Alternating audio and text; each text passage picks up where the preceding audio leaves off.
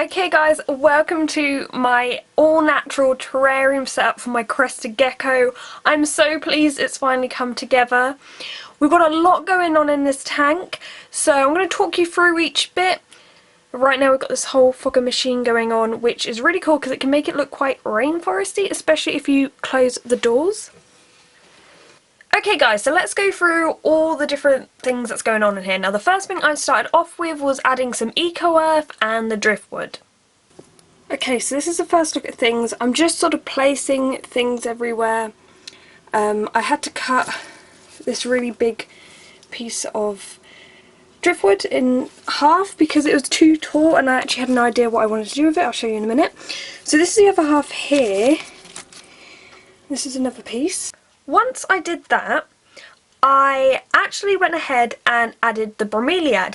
Now as you may be able to see, I actually built this up. So it was a little bit higher than everything else and it has its own little platform going on. As well as this, I've done a little secret hiding place for Isla, which I think is pretty cool. It's a cool idea. I sort of thought about it the other day. I was like, yeah, I'm pretty sure you can do that. So the background of the Exoterra tanks are just polystyrene or a type of really strong foam thing. Anyway. Oh, do you see Isla jump? Yeah, so what I did is I cut a circle in the back and actually cut up some bamboo, you know, if you saw the big bamboo hide I had, and I just wedged that in the back and now she has a nice little hide. And we have a spider plant grown in front of that, so once that gets big that will really make a nice hiding space for Isla. So I have the fern down here. This is the plant that likes a lot of water in comparison to the bromeliad, which doesn't need too much, not as much as the fern, so that's why... Are you alright there, Isla? So that's why the fern is down here.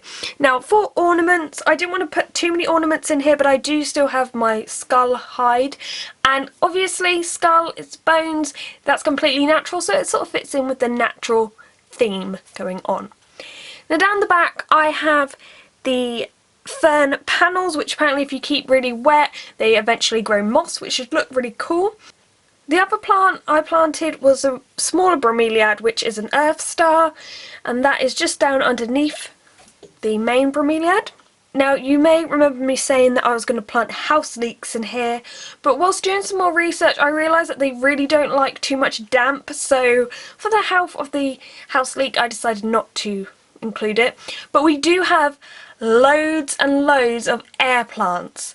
Now you may have noticed up here we have what I like to call a squid or an octopus air plant. The great thing about air plants is you can really do all different things with them, and a lot of them can grow upwards. They'll be attracted to the light and they'll turn themselves around, so this should look really cool. I actually ran out of room to put these because they also don't really like being in dirt, so if you put them in the eco-earth or near something that's going to be kept really damp, they're going to probably rot and not do so well. So it was important that I kept them apart, really.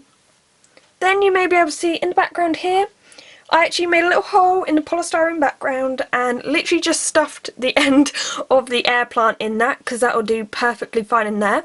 The good thing is as well is it's easy to remove, so if I need to submerge it in water to give it a good watering, it's very easy, just put it in, take it out, very simple. Now some of the air plants are lowered to the ground, but they actually have stones underneath them, so they're not actually directly on the damp eco-earth, they're actually above that, so hopefully that should work out well for them. As for moss, I didn't go for the eco-earth forest moss.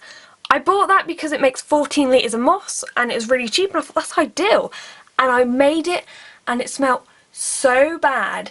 It smells like a swamp, or like if you've been down the beach and the tide is out. It's so disgusting. So I actually found some of my old moss that I hadn't actually used yet, added some water to it and put that around, and that's done a perfectly fine job.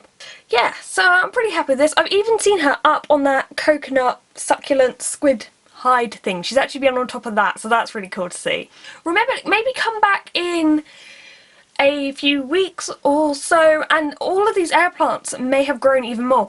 And the ultimate test for this light that I'm using, which is an Arcadia Jungle Dawn, which I'll probably do a review on soon, but the ultimate test for it is to see whether this earth style will change colour, because apparently with the proper lighting it will turn a nice red colour, so let's hope so. And the really good thing about this, I have to say, is Isla doesn't seem too disturbed by this lighting, but I'm not going to be keeping it on all the time, maybe just a little bit in the morning so the plants do get the light that they need to grow.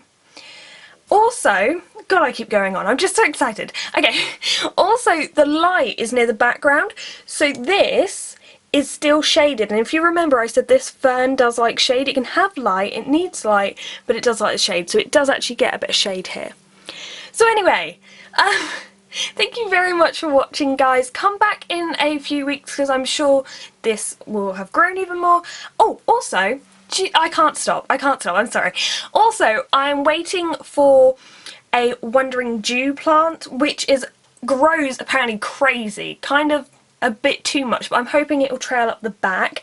And I'm still waiting for 3 air plants because they arrived dead, so replacements coming out. I don't know if they're definitely going in here because right now there's a lot going on in here, so I might just use them around the house because there's so much you can do with air plants, but we'll see. But yeah, and if you don't want to accidentally forget about this tank, go ahead and just click the subscribe button. I never ask people to subscribe directly because I feel so awful, but if you do like crested geckos, leopard geckos, triops, sea monkeys, butterflies, yeah, I've got it all here. So go ahead and subscribe if you like, and thank you very much for watching. I promise I'll be quiet now. Bye.